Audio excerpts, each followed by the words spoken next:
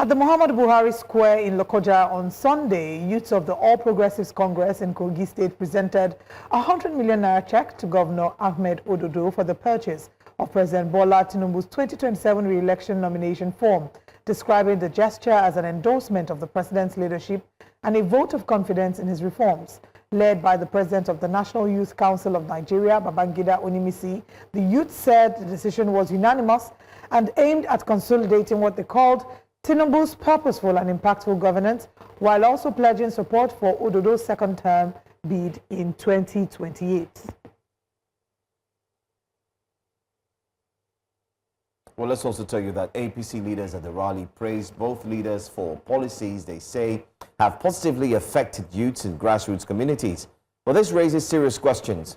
In a state grappling, or you could say struggling, with youth unemployment, infrastructure gaps, and economic hardship, how did young people mobilize 100 million naira? And more importantly, was this truly a grassroots initiative or a top-down political theatrics? We have our guest who's joining us this morning. We have the Honorable Commissioner for Information in Kogi State, Honorable Kingsley Fanwo, joins us this morning. Good morning to you.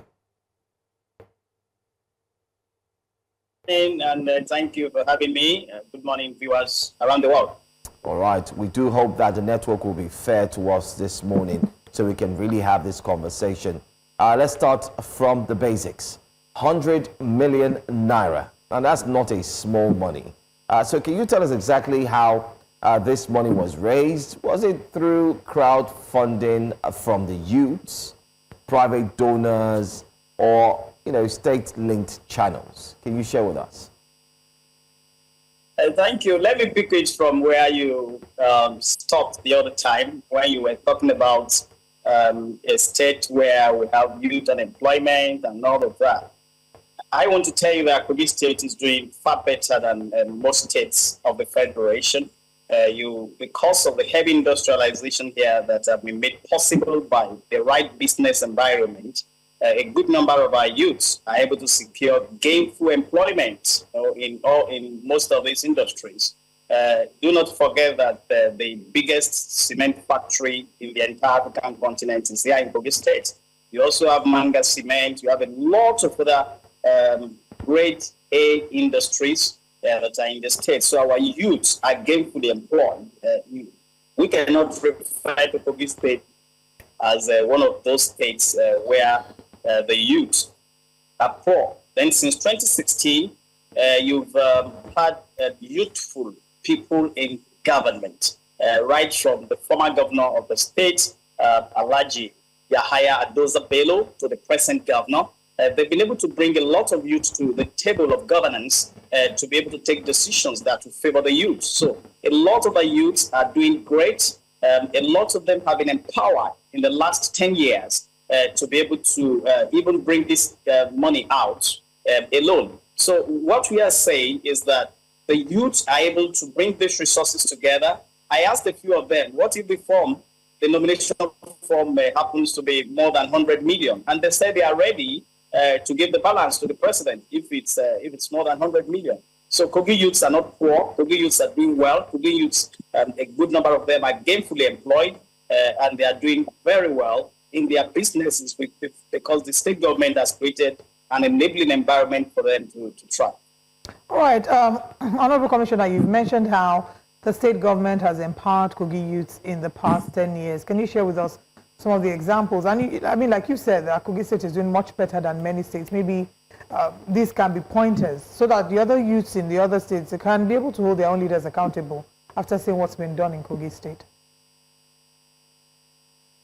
Thank you very much. Instead of allowing our youth to be looking for the white-collar jobs, the state government has been able to create what we call the blue and the pink pocket in the offices. Thousands of our youths have been trained in different trades to be able to fend for themselves, to be job creators rather than job seekers. A good number of them, in their hundreds across the 21 local government, were trained a couple of months ago by the present administration on solar panel installation, fabrication, and lots of other things, plumbing, mechanical works, and all of that.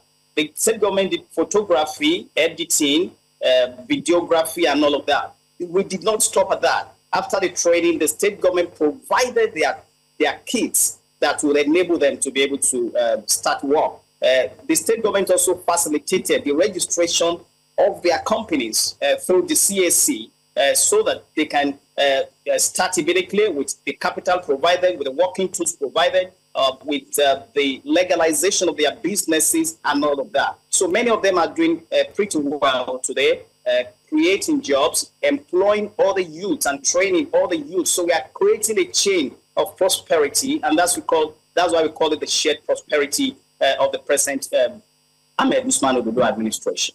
Okay, shared prosperity, and that's why the youths, because they've been supported by the government, they came out and decided to contribute 100 million naira to tell the president, go ahead and run again. Some have said that the crowd we'll find in that video, which we'll also put there on the screen, it doesn't look like a crowd that were very excited, but rather it looked like it was a rent-a-crowd scenario. Can you clear the air on this? If you are rented, it's very easy to know.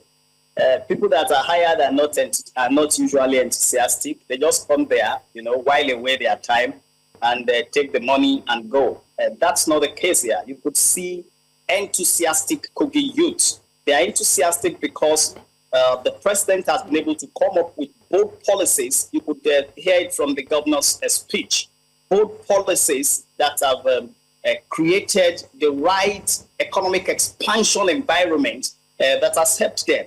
So it is quite encouraging to see these youths trying to show gratitude for these policies, and coming out enthusiastically to endorse Mr. President shows that they are grateful, and their decision, like the governor said, was a well-informed decision. Some of them have parents. Their parents are civil servants. Many states in the Federation were struggling to pay salaries. Under the present administration of President Bola Ahmed Tinubu GCFR, it's easier because more resources are now coming to the state because of the economic policies, especially the removal of fuel subsidy and the refusal of his administration to continue to pretend to be defending the Naira instead of allowing it to fight for its own strength. So you can see that they are enthusiastic. Their parents are getting their salaries and getting their pensions, getting their gratuities. The business environment is expanding. They are able to establish their own businesses. And all of this, that is what you get when the right policies are put in place. So it is not a matter of hired crowd. We don't need to hire crowd when it comes to President Bola Ahmed Tinubu and Governor Ahmed Ododo in Kogi State. The Kogi youths are very happy with him. The Kogi populace is very happy with these two people, and we always support them.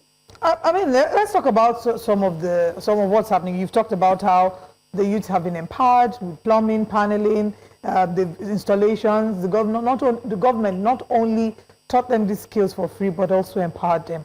However, we cannot overlook the fact that Kogi State has its challenges. And some of the challenges here, a huge one would be insecurity.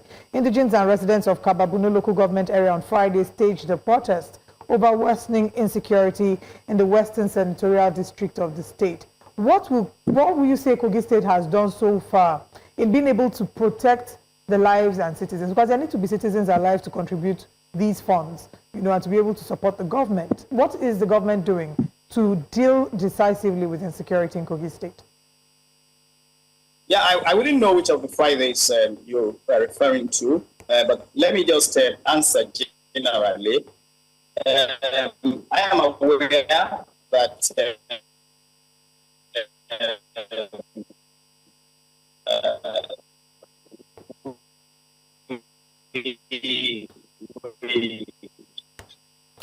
well, had some situations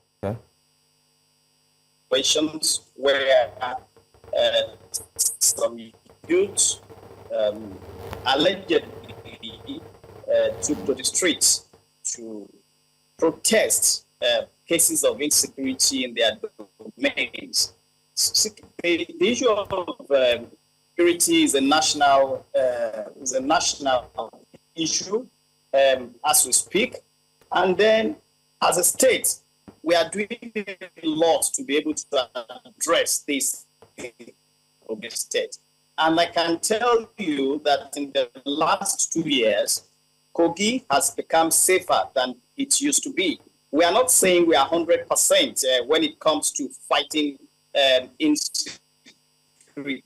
We are not saying we have completely eliminated insecurity. No society has succeeded in doing that. But we are making the right efforts.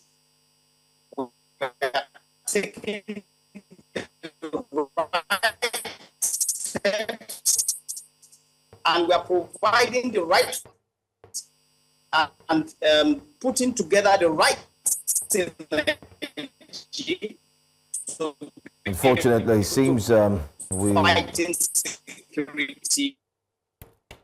Unfortunately, I'm afraid the Honorable Commissioner, your network seems to be very, very problematic there, so we cannot fully hear you to understand the points that you're trying to make concerning the last question Olive did ask. We also hear that there are calls that the governor should step down, talk about Governor Ododo, that the new governor or the governor that should be seated where he is currently is not supposed to be here in the next coming election. But then again, I want to say thank you so much. Thank you for your time. Hopefully network will allow us to have you join us again and talk more on the youths who have contributed 100 million naira. I was going to ask him a question that these youths are the same youths who have joined their voices to talk about how tough things are. Don't forget too that we threw the polls open and we asked youths who are from Kogi State to share with us if truly things are the way they say it is, and maybe, just maybe, they would have up to that amount, 100 million to drop.